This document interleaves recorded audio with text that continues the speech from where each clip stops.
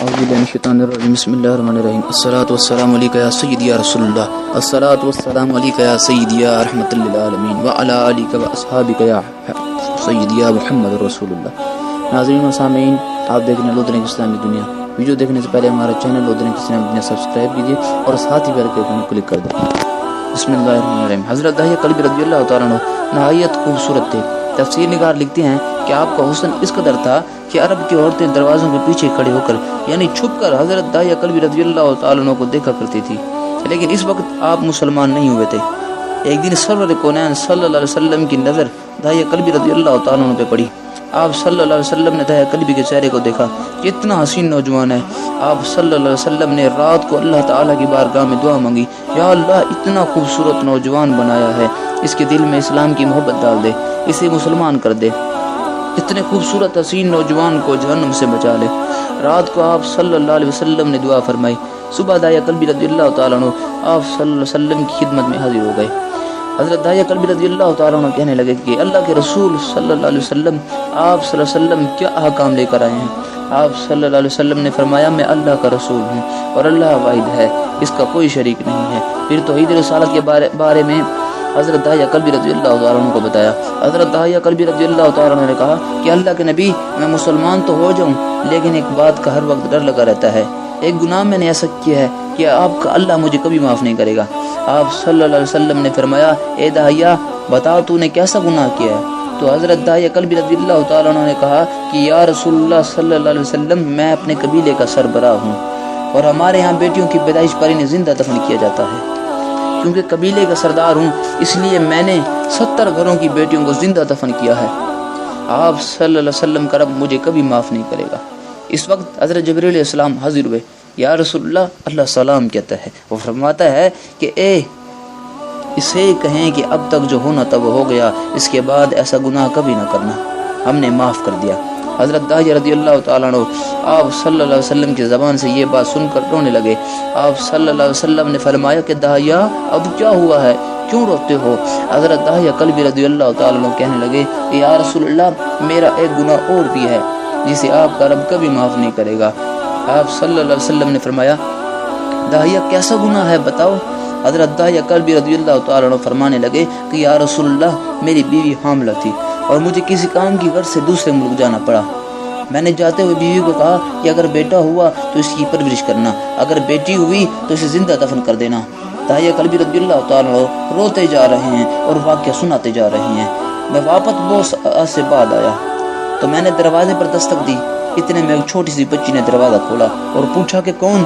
میں نے کہا کہ تم کون؟ تو وہ بچی بولی، میں اس گھر کے مالک کی بیٹی ہوں، آپ کون ہیں؟ داہیہ رضی اللہ تعالیٰ عنہ فرمانے لگے کہ یا رسول اللہ، میرے منہ سے نکل گیا، اگر تم بیٹی ہو اس گھر کے مالک کی تو میں مالک ہوں اس گھر کا۔ یا رسول اللہ، میرے منہ سے یہ بات نکلنے کی دیر تھی کہ اس چھوٹی سی بچی نے میری ٹانگوں سے مجھے پکڑ لیا اور بولنے لگی، بابا بابا بابا بابا، آپ کہاں چلے گئے تھے؟ بابا، میں کس دن سے تمہارا انتظار کر رہی ہوں۔ حضرت داہیہ کلبی رضی اللہ تعالیٰ عنہ روتے جا رہے ہیں اور فرماتے ہیں کہ اللہ کے نبی، میں نے بیٹی کو دھکا دیا اور جا کر بیوی سے پوچھا یہ بچی کون ہے؟ میری بیوی رونے لگی اور کہنے لگی کہ داہیہ رضی اللہ تعالیٰ عنہ، یہ تمہاری بیٹی ہے۔ یا رسول اللہ، مجھے ذرا ترس نہ آیا، میں نے سوچا کہ میں قبیلے کا سردار ہوں، اگر اپنی بیٹی کو دفن نہ کیا تو لوگ کیا کہیں گے؟ ہماری بیٹی کو دفن کرتا رہا اور اپنی بیٹی سے پیار کرتا ہے۔ حضرت داہیہ رضی اللہ تعالیٰ عنہ کی آنکھوں سے اشک سار قطار نکلنے لگے۔ یا رسول اللہ، بچی بہت ہی خوبصورت، بہت ہی حسین تھی، میرا دل کر رہا تھا کہ اسے سینے سے لگا لوں۔ پھر سوچتا تھا کہ کہیں لوگ بعد میں یہ باتیں نہ کہیں کہ اپنی بیٹی کی باری آئی تو اسے زندہ دفن کیوں نہ کیا۔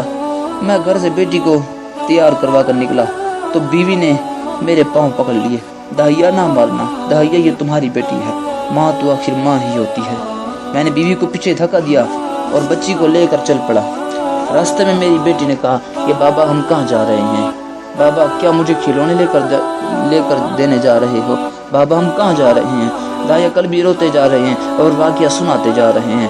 یا رسول اللہ، میں بچی کے سوالوں کے جواب نہیں دیتا تھا، وہ پوچھتی جا رہی تھی بابا کدھر چلے گئے تھے، کبھی میرا منہ چومتی ہے، کبھی بازو کے گردن کی گرد لیتی ہے، لیکن میں کچھ نہیں بولتا۔ ایک مقام پر جا کر میں نے اسے بٹھا دیا اور خود اس کی قبر کھودنے لگ گیا۔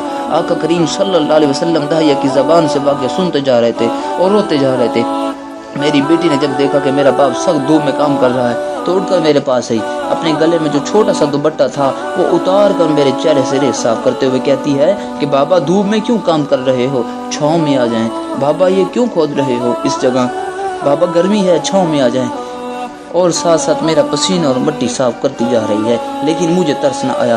آخر جب قبر کھود لی تو میری بیٹی پاس آئی، میں نے دھکا دے دیا، وہ قبر میں گر گئی اور میں ریت ڈالنے لگ گیا۔ بچی ریت میں سے روتے ہوئے اپنے چھوٹے چھوٹے ہاتھ باندھ کر میرے سامنے جوڑ کر کہنے لگی کہ بابا میں نہیں لیتی کھلونے، بابا میں نہیں جاتی نانی کے گھر، بابا میری شکل پسند نہیں آئی تو میں کبھی نہیں آتی آپ کے سامنے، بابا مجھے ایسے نہ ماریں۔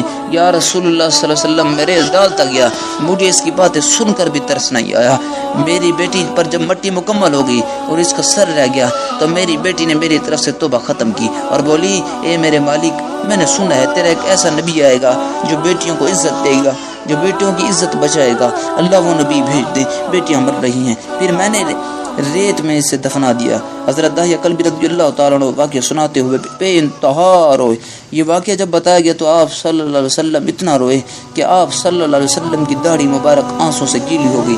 آپ صلی اللہ علیہ وسلم نے فرمایا، داہیہ ذرا پھر سے اپنی بیٹی کا واقعہ سناؤ، اس بیٹی کا واقعہ جو مجھ محمد صلی اللہ علیہ وسلم کے انتظار میں دنیا سے چلی گئی۔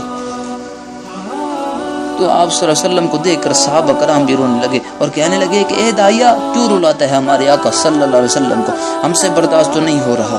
آپ صلی اللہ علیہ وسلم نے حضرت داعیہ سے 3 بار واقعہ سنا تو حضرت داعیہ کی رو رو کر کوئی حالت نہ رہی۔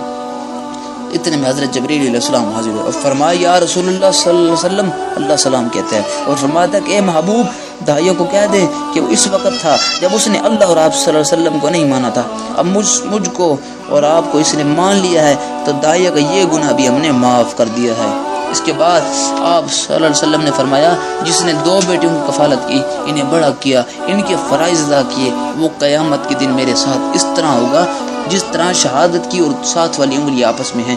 جس نے 2 بیٹیوں کی پرورش کی اس کی یہ اہمیت ہے، تو جس نے 3 یا 4 بیٹیوں کی پرورش کی ہوگی اس کی کیا اہمیت ہوگی۔ بیٹیوں کی پیدائش پر گھبرایا نہ کرے، انہیں والدین پر بڑا مان ہوتا ہے، یہ بیٹیاں اللہ کی خاص رحمت ہوتی ہے۔ اور کتابوں میں یہ بھی لکھا ہوا ہے کہ جب جبریل علیہ السلام انسانی شکل میں حضور پاک صلی اللہ علیہ وسلم کی خدمت میں حاضر ہوتے تو داعیہ کلبی رضی اللہ تعالیٰ عنہ کی شکل میں حاضر ہوتے۔ ایک دن حضرت جبریل علیہ السلام انسانی شکل میں حضور علیہ السلام کی بارگاہ میں حاضر ہوئے تو امام حسن رضی اللہ تعالیٰ عنہ و امام حسین رضی اللہ تعالیٰ عنہ حضور پاک صلی اللہ علیہ وسلم کے پاس بیٹھے ہوئے تھے۔ تو امام حسن رضی اللہ تعالیٰ عنہ اور امام حسین رضی اللہ تعالیٰ عنہ یہ سمجھے کہ داعیہ کلبی آئے ہوئے ہیں، تو امام حسن رضی اللہ تعالیٰ عنہ اور امام حسین رضی اللہ تعالیٰ عنہ جبریل علیہ السلام کی طرف دوڑے۔